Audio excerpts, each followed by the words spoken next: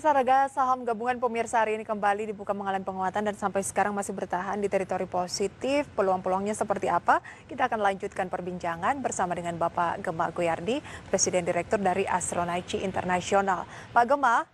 Ya. Iya, tadi kita sudah mengulas beberapa saham rekomendasi Anda.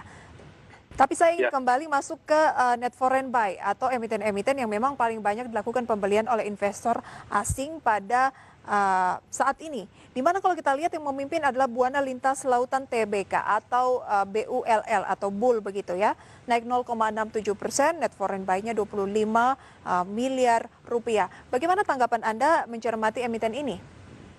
Kalau bull itu kita perhatikan ini adalah saham liner dan kemudian dari pola pergerakan harganya benar-benar dia lagi total sideways ya. Yang harus diperhatikan adalah apakah volumenya cukup banyak nanti yang masuk. Kita pakai strategi price and volume trading saja.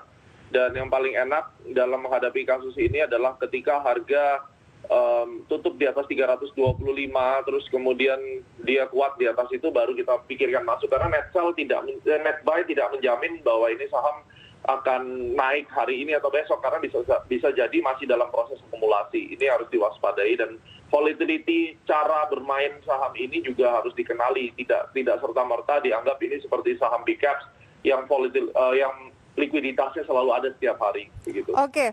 Jadi Anda katakan bahwa tunggu saja dia mencoba untuk break di 325 baru peluangnya kita bisa cermati lagi untuk akumulasi beli atau buy on break atau tidak ya? Ya, betul. Baik, itu dia rekomendasinya untuk bull. Kemudian kalau kita lihat emiten selanjutnya saya akan cari Pak, kalau begitu yang blue chips. Tampaknya memang menariknya saat ini blue chips ya?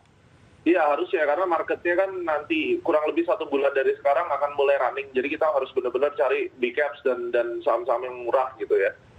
Baik, Telkom apakah masih murah Pak? Meskipun hari naik 3%, 2.650 net foreign buy 14,1 miliar rupiah. Menarik, Telkom ini dihajar habis-habisan. Jadi kalau kita perhatikan yang investor Telkom tentunya senang didengerin kita ngomong hari ini. Kalau kita lihat Telkom ini mulai naik terjadi sebuah false break.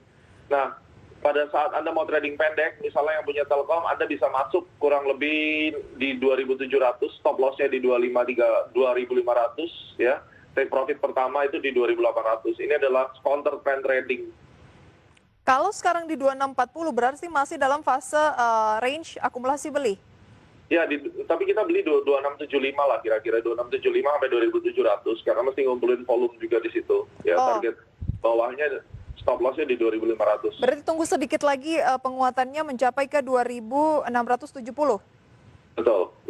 Baik, itu dia rekomendasi untuk Telkom hari ini pemirsa yang juga masuk kategori net foreign buy sama seperti BBRI, salah satu rekomendasi dari Pak Gema tadi, tapi sudah kita ulas. Kita akan beralih ke MAPI. MAPI hari ini naik 1,75%, masuk juga kategori net foreign buy 334 juta rupiah di posisi 580. Dengan kondisi PSBB DKI Jakarta saat ini Pak Gema berbicara mengenai retail Mitra Adi Perkasa kan mungkin seharusnya agak negatif begitu ya. Menurut Anda peluangnya seperti apa untuk orang-orang yang memang masih berinvestasi di emiten MAPI? MAPI itu masa kejayaannya udah habis ya, di tahun 2019 itu udah terakhir. Sampai sekarang dia mungkin akan sideways besar saja dan maintain. Kemudian MAPI plan-nya akan dikembalikan ke harga wajarnya di level 660 sampai 700. Itu adalah range value yang normal dan akan dipertahankan di situ. Jadi kalau sekarang mereka ada masuk di situ kurang lebih range-nya 100 perak bisa dapat untuk MAPI. Tapi kalau kita berbicara pusat-pusat perbelanjaan di DKI Jakarta begitu ya, memang paling banyak segmennya adalah menengah ke atas yang disasar oleh MAPI. Dan kita bisa bilang bahwa MAPI masih cukup leading di segi itu begitu. Anda tidak melihat setelah pandemi mungkin akan berakhir, orang memang saat yang tepat sekarang untuk mencicil MAPI di tengah kondisi diskon? Kalau kita lihat apapun yang terjadi di pasar itu nanti nampaknya MAPI tidak terlalu akan merespon di sahamnya karena emitennya tidak fokus di stocks market ya kali ini. Jadi ya paling tidak dikembalikan ke harga sebelum panik ya 670-an. Tapi kalau kita bicara income bisnisnya udah pasti keganggu sekali. Jadi sebaiknya kita juga hindari untuk retail seperti ini kecuali dia memang main di online dan kuat bisnis online. Kita bisa lihat strategi bisnisnya online, dia bisa misalnya jadi full e-commerce mungkin bisa dipertimbangkan, tapi kalau enggak agak berat.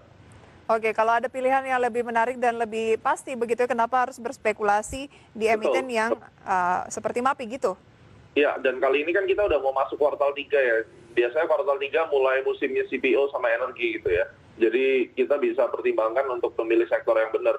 Kalau banking sih lebih, saya rasa menjelang akhir tahun juga akan menarik. Kredit itu harusnya naik walaupun ada ancaman NPL, tapi nampaknya mereka juga bisa mengelola itu dengan baik. Oke, kalau diurutkan berdasarkan sektor gitu ya, Pak Gema, sektor mana Ya. sih yang menurut Anda saat ini paling nomor satu dari Astronaci?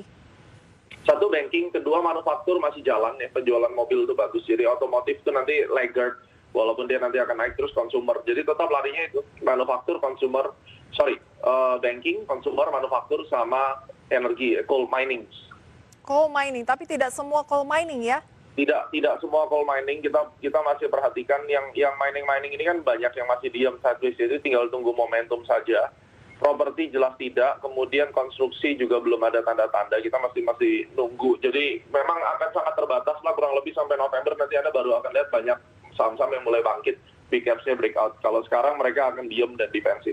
Oke, yang tidak adalah paling bawah itu properti dan juga konstruksi. Ya, properti kita hindari dulu ya, itu berat sekali. Oke, Pak Gema. Kalau berbicara sektor farmasi nih, ada KF, kemudian Kalbe Farma yang hari ini menguat rata-rata di atas 5% begitu ya. Peluangnya seperti apa sih untuk dua emiten ini? Saya lebih pilih Kalbe, karena satu, Kalbe itu sahamnya lumayan ya, second liner, bukan termasuk saham yang volatilitasnya terlalu berlebihan dan kemudian likuiditasnya tidak dijaga. Maka next strateginya memang adalah membeli Kalbe. Ini kita lagi melihat bahwa Kalbe Farma ini harusnya masih bisa dibeli dengan target 1.800 minimum. 1.800, berarti buy on break. Ya, sekarang sudah mulai menarik sih, satu di harga-harga sekarang bisa dipertimbangkan. Jadi salah satu saham sideways yang break menjadi bullish adalah Kalbe Farma. Dan ini saya lagi mau melihat, mempertimbangkan untuk beli gitu ya. Oke, cicil beli ya, target terdekat mungkin ataupun yang bisa kita manfaatkan, misalnya kita berinvestasi di Kalbe Farma ini, peluangnya berapa lama dan targetnya di posisi berapa? 1750, targetnya sekitar 2 mingguan. 12.000? 1750. 1750, oke, itu dia untuk Kalbe Farma ya. Berarti kalau dibandingkan dengan KF, Kalbe lebih liquid. Saya lebih pilih Kalbe. Gitu. Tapi kalau kita bicara mengenai KF atau Kimia Farma, ini kan lebih ke BUMN Pak, dan sentimen dari vaksin juga mungkin akan lebih banyak berdampak positif ke KF yang nantinya mungkin bisa turut serta memproduksi. Gimana Anda menilai hal tersebut? Itu kan nantinya, saya belum kelihatan gitu bahwa KF ini walaupun dia akan memproduksi, ya memang pada saatnya nanti ini juga akan menjadi pilihan. Jadi kalaupun nanti terjadi satu ledakan, sudah pasti dua ini, KF dan Kalbe gitu. Dan tapi ini lebih duluan Kalbe ya? Betul, sektor farmasi ini kan sektor momentum. Jadi saya tidak bisa bilang untuk long term investment itu bagus. Ini momentum semua, hanya karena ada COVID. Nanti setelah vaksin selesai ya udah hilang. Tapi kan kalau kita mau cari yang long lasting ya tentunya saham-saham yang tadi saya sebutkan tadi. Oke, apakah memang momennya saat ini, karena kita tahu kan tipe-tipe investor, ada yang trader, ada yang memang investasi medium to long. Kalau berbicara untuk trading, momen saat ini kurang oke sehingga lebih disarankan medium to long. Iya, kecuali saham-saham momentum ya, kayak misalnya healthcare kayak begini, oke, kita bisa pertimbangkan untuk masuk karena ini momentum base gitu.